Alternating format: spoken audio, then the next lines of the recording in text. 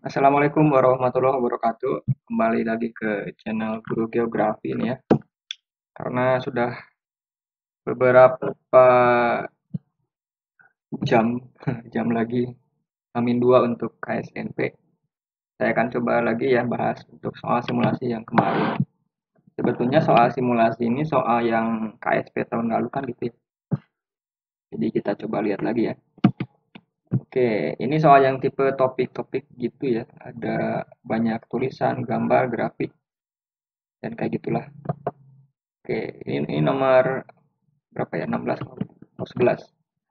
Jadi ada grafik ini ya. Ini bacanya ya tulis sendiri lah. Saya tulis lagi baca sendiri ya. Jadi ada analisis statistik, hasil pemodelan matematik gitu kan. Nah, tentang apa? Tentang topik kontekstual yang terjadi. Jadi ini kan COVID. Terus yang diminta apa? Dikaitkan dengan elastisitas penawaran, permintaan penawaran. Jadi, nah ini salah satu kontekstual untuk soal-soal yang sekarang gitu ada kejadian kemudian dikaitkan dengan interrelasi dengan salah satu pembelajarannya topiknya gitu. Jadi ini kaitan COVID dengan permintaan penawaran. Nanti bisa aja mungkin yang kamu coba deh pikirkan, misalkan apa fenomena yang baru-baru ini hangat terjadi gitu ya. Bisa jadi itu yang keluar. Oke, ini kan ada grafik COVID ya, ini yang active case-nya, ini total death kematian, kemudian ini total recover yang sembuh gitu kan, yang hijau gitu. Nah, terus pertanyaan yang nomor 11 apa? Oke, ini nanti baca sendiri ya, silakan. Jadi yang paragraf kedua itu kondisi cuaca katanya. Apa sih? Kaitan kondisi cuaca dengan penularannya gitu. Nah, nomor 11 ini cuaca dan iklim merupakan faktor pendukung penyebaran COVID katanya. Namun bukan jadi faktor utama. Meningkatnya jumlah yang terpapar sejak Maret 2020 di Indonesia dikarenakan apa? Apakah posisi Indonesia seluruhnya di lintang rendah, pertumbuhan virus dan penyebarannya sangat sulit dikontrol secara fisik, interaksi sosial melalui mobilitas penduduk yang tidak mudah dikontrol, simpang siur informasi sehingga masyarakat mengalami kebingungan, sosialisasi dan edukasi kepada masyarakat mengalami keterlambatan. Oke.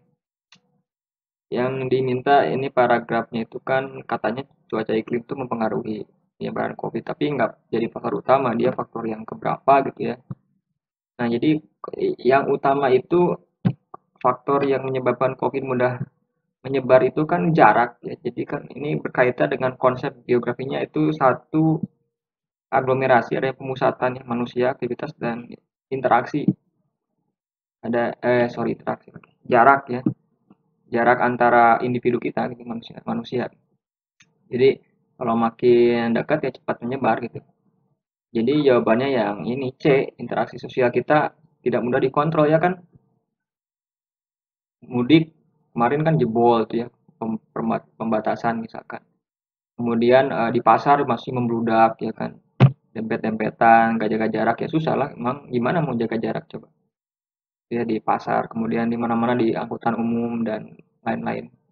Jadi memang interaksi sosial ini melalui mobilitas ya perpindahan ini yang tidak mudah dikontrol. Ya naik mobil macet terus gimana ngontrolnya? Pakai motor ya berdempetan kan. Mau jaga jarak gimana pakai motor gitu. Jadi kayak gitu yang C ini. Faktor utamanya memang kita untuk jaga jarak antar individu susah karena mobilitas kita masih tinggi gitu ya. Belum ada yang PPKM itu ya. Pun masih ada PPKM pun masih tinggi mobilitas itu masih tetap tidak bisa dikontrol. Nomor 12, berkaitan hasil kajian tersebut, tatanan kehidupan baru terkait COVID-19 sejatinya dapat diimplementasikan ketika apa nih? Apakah kesadaran masyarakat untuk memasuki era baru sudah tersosialisasikan dengan mantap atau dinamika mobilitas penduduk non permanen baik sirkulasi maupun komutasi sudah terpetakan dengan baik atau jaringan pengaman sosial untuk memfasilitasi warga terdampak sudah dipastikan mencukupi keberadaannya atau interaksi sosial yang sifatnya horizontal secara tegas bertumbuh pada protokol penanganan COVID atau semua indikator dasar seperti ODP, PDP, kasus positif, dan lainnya sudah dipastikan menurun. Nah, berarti ini kapan tatanan hidup baru new normal itu gitu kan kalau istilah kerennya. Kita kan banyak istilah ya, PPDB, PKM, PSBB, PKN apa gitu, STNK gitu ya, BPKB. Oke. Ini tatanan kehidupan baru itu kira-kira mulai diimplementasikan pada saat kapan gitu. Artinya kan COVID udah terjadi nih. COVID udah naik, kemudian case-nya naik, habis itu sampai puncak, kemudian turun kan ya. Nah, si new normal ini bisa diimplementasikan saat kapan? Saat itu ya. Ketika indikator semua ODP ya ini yang apa namanya? Yang suspek itu kan yang kasus positif, yang kematian, kemudian rate positifnya itu sudah turun. Artinya kan berarti ada perubahan pola hidupnya gitu kan dari pandemi mungkin ke endemi ya kayak gitu. Nah ini bisa new normal tatanan hidup baru ya seperti yang disebutkan oleh Lord Angga itu kan Sunda Empire ya. Jadi tatanan hidup baru bisa mulai dicoba ya. Gitu. Jadi jangan pas lagi tinggi-tingginya dimulai new normal ya enggak lah ya. Jadi sudah case-nya sudah mulai stabil turun ya baru kita new normal. 13 panjang lagi nih soal. Ketika indikator dasar COVID belum stabil atau membaik sedangkan PSBB tidak bisa terus-menerus diperpanjang karena dikhawatirkan akan memberikan dampak buruk bagi perekonomian. Maka yang tidak termasuk nih kebijakan yang paling mungkin ditempuh pemerintah sebagai jalan tengahnya. Oke. Ini baca sendiri ya, biar nggak kering tenggorokan saya. A, B, C, D, E. Oke, jadi katanya si COVID ini indikatornya nggak membaik terus gitu ya. Sementara kebijakan PSBB itu nggak bisa terus-terusan dilakuin karena nanti kan kegiatan ekonomi akan lumpuh sehingga akan merusak tatanan ekonomi Indonesia gitu kan, gitu ya. Kolaps nanti apanya neraca yaitu perdagangan kemudian pertumbuhan ekonominya gitu kan ya. Oke, jadi apa kira-kira skenario paling mungkin? Saya sih lebih ke artinya kan ya udah deh gitu dilakuin aja biasa gitu ya jualan boleh gitu kan masuk mall boleh gitu ya gitu tapi apa yang perlu ditekankan ini berarti antara A dan C kalau saya sih A dan C sifat COVID itu kan artinya dia nyebar melalui eh, ini ya perantara ya masuk ke mulut kan tenggorokan ya gitu berarti ya udah deh masker aja gitu masker supaya mengurangi virusnya bisa masuk ke area tenggorokan terus kemudian sanksi bagi yang melanggar berat kayak kemarin di apa namanya di Jakarta gitu kan karena ada yang jaga sebuah PP ya tapi kan juga nggak harus terus-terusan ya capek juga kasihan tapi ya harus masker aja di ruang publik semuanya gitu ya, supaya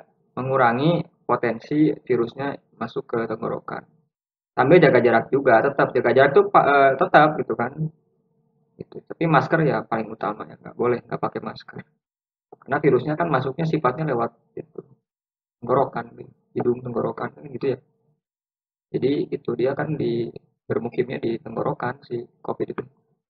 Jadi saya yang A. 14 berdasarkan grafik yang menggambarkan perubahan permintaan dan penawaran pada sistem perekonomian Indonesia akibat COVID nih. Kenyataan yang nggak tepat.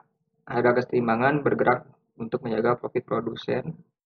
Adanya demand shock, shock permintaan. Ya.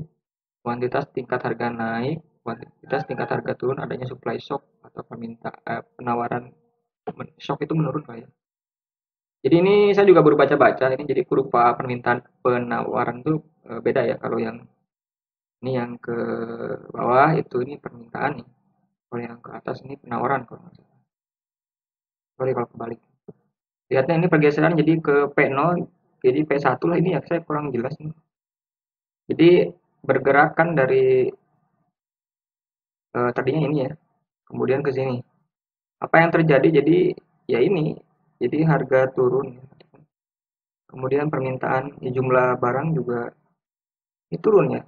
Ini titik nol ini aksen ya jadi turun kan jadi kali saya sih yang salah berarti yang ini kuantitas dan tingkat harga naik bukan naik turun padahal jadi kuantitas dan tingkat harga turun karena eh, produksi juga turun gitu kan.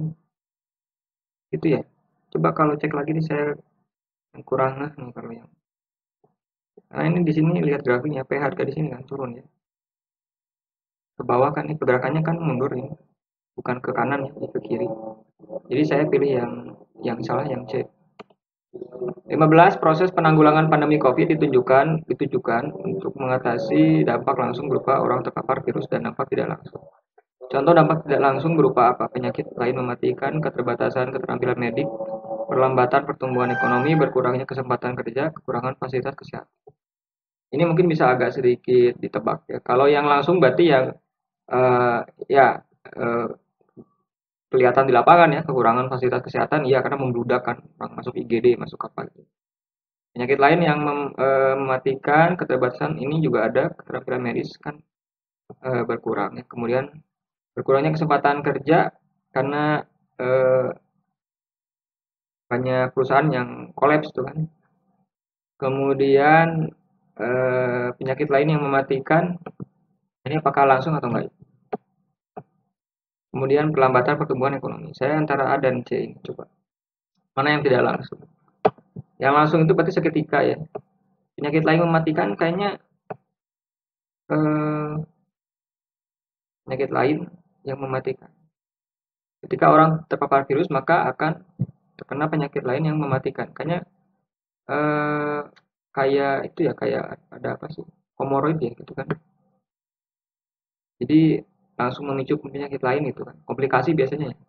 Saya sih yang ini perlambatan pertumbuhan ekonomi. Jadi ketika COVID datang kemudian masyarakat kan menurun ya si apanya itu kegiatannya, kemudian aktivitas ekonomi menurun di pasar ya, pergerakan barang jasa juga menurun, permintaan penawaran berkurang, akibatnya nanti dampak tidak langsung langsung ke dampak tidak langsungnya ke sini mungkinnya perlambatan pertumbuhan ekonomi dalam berapa jangka waktu berapa bulan kan itu ya mulai kelihatan.